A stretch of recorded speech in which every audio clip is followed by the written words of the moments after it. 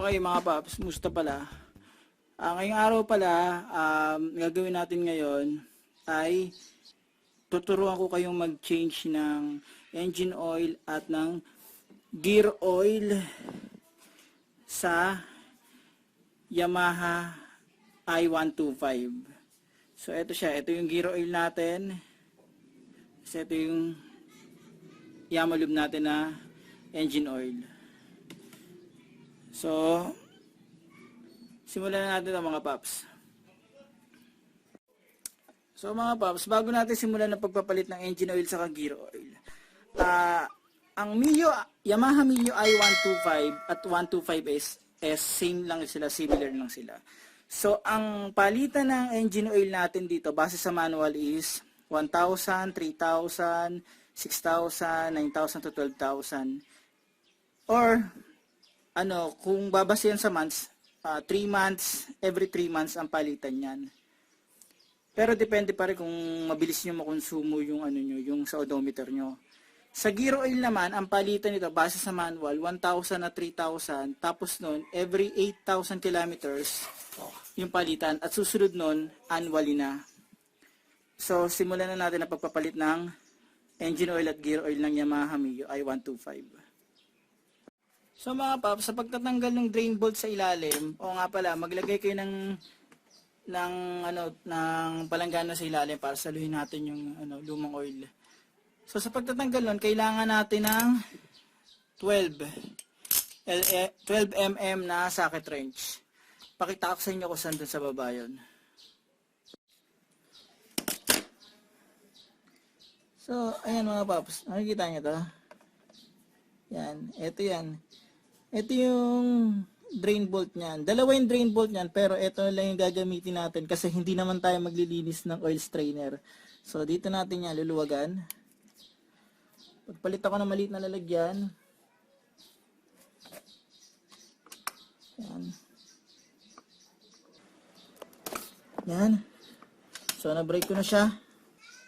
So once na na-break nyo na yan, ma-open nyo na to.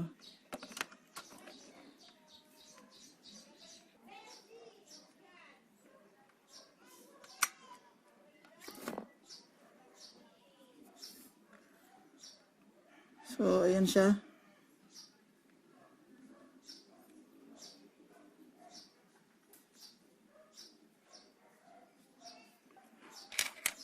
So, mga paps, once na ma-drain na yan,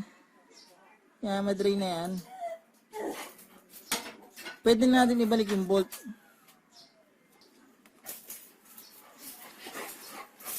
Okay? Sa pagbabalik ng bolt nito, dapat wag masyado nating hihigpitan ng todo. Ibig sabihin nyo, wag talagang sagad na sagad kasi baka maputol yung nito, yung ulo niyan.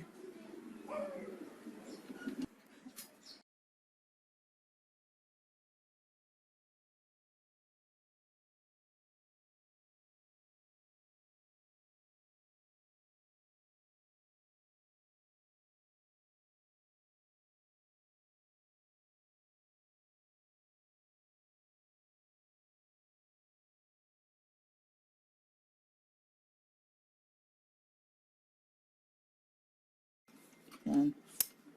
Huwag masyadong mahigpit, baka mamaya maputol yan eh. Yan. Tama lang. So yan, mahigpit na siya. Next natin gagawin, since na sarado na natin yan, ilalagay na natin yung engine oil natin, yung YAMAHA natin. So mga paps, ito yung natin, yung lalagyan natin ng engine oil. So, gagamit tayo nito, syempre, ng embudo o funnel. Tapos, lalagay na natin itong YAMAHA natin. So, ganito lang yan. Ang ilalagay natin dito mga paps, 800 ml lang ha. So, may matitira pa rito sa isang na to. 1 litro ng YAMAHA na to.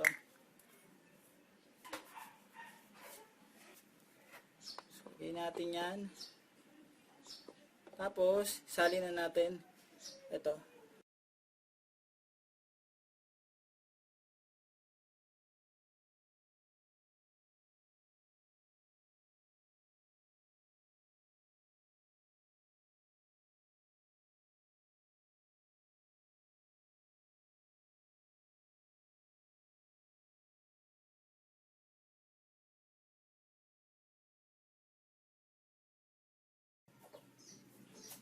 So, ayan mga paps. Nasa 200 na yan. Medyo malabo lang. So, nag-iwan ako ng 200 dyan. 800 na nasalin ko. Okay mga paps, since okay na yan, tanggalin na natin to. Ngayon, sukatin natin ngayon siya. Yan. Lalagyan natin siya dito. Yan. Tapos, tignan natin yung level niya. So, ayan.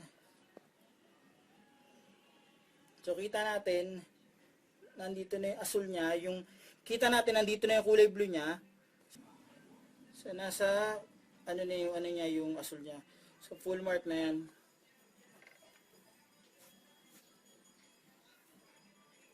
Lagyan natin siya dyan.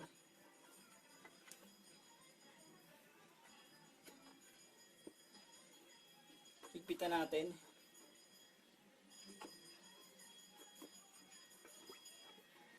So, okay na ito mga paps. Next natin, yung gear oil naman natin.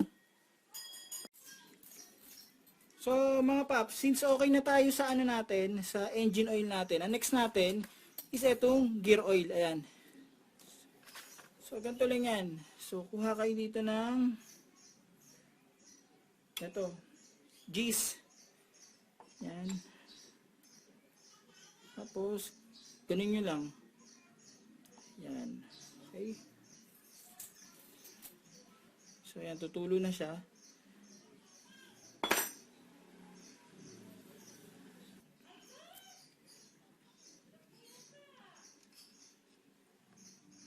Ayan. Lagay ako ng palanggana rito, maliit na palanggana lang. So, ito yung bolt niya. Yan. So, gagawin natin dyan, since na-drain na siya, ito, gagamit tayo ng YAMAHA na gear oil. Ito, 100 ml lang to. So, isasagad na natin to.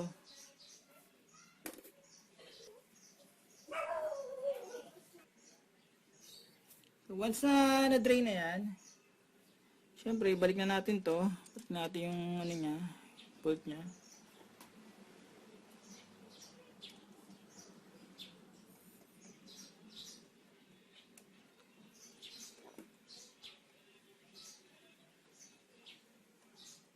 Dito, ingat rin sa mga ano, sa paghigpit kasi baka mamaya putol yung ulo.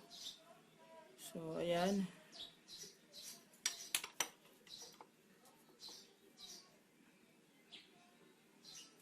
Ayan.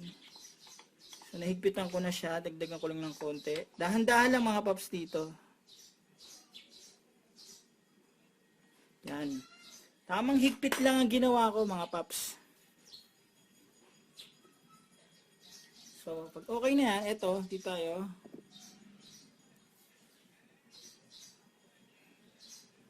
Dito natin ilalagay yung gear oil. Yan.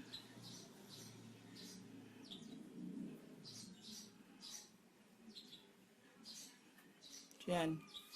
Nasa nyo lang to. Nasa nyo eh. Check nyo yung ano, yung o-ring na, baka sira na. Tapos, salin na natin tong ano, YAMAHA natin. Ano? So, wala na siya mga paps, ubos na siya.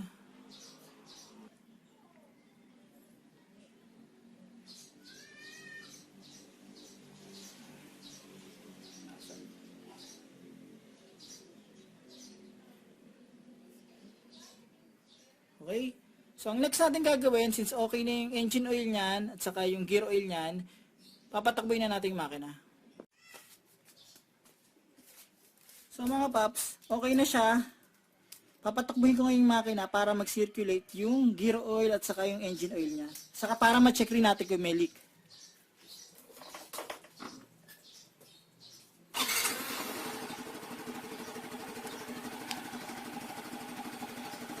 So, double check natin kung may leak dito. Double check yung yung sa engine oil. So far naman, wala siyang leak.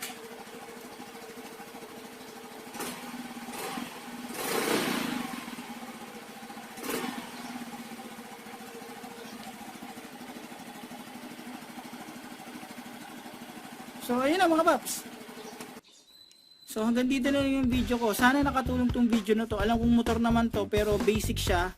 Pero alam ko na imbis na dalhin nyo sa kasa o kung saan man, tas kaya nyo naman gawin, bumili na lang kayo ng ganito, tapos kayo na mag-change oil ng change engine oil at saka ng gear oil ng Yamaha Mio i125.